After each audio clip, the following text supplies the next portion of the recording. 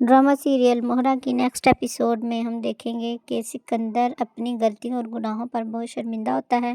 اور وہ رو رو کر معافی مانگتا ہے اور بہت پریشان ہوتا ہے۔ دوسری طرف عریشہ بھی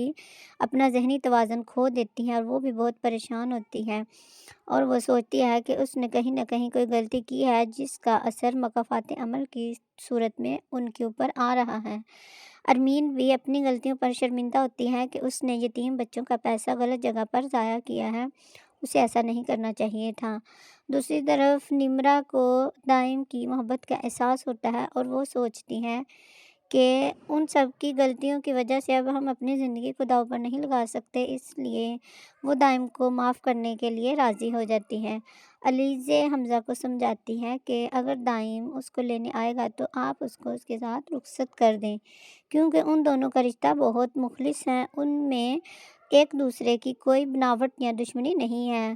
اس لیے آپ کو انہیں معاف کر دینا چاہیے۔ تو حمزہ اس کو اس کے ساتھ رخصت کر دے گا۔ علیزے یہ سب کچھ کرنے کے بعد اس گھر سے چلی جاتی ہے تو حمزہ سوچتا ہے کہ یہ ایک پہیلی کی صورت میں ہے، یہ صرف میرے گھر کو برباد کرنے آئی تھی اور ابھی بھی ہمارے گھر میں ہماری یادوں میں شامل ہے، کیونکہ علیزے ہی ان کو کیس سے رہا کرواتی ہے اور وہ ان کو یہ کہتی ہے کہ اب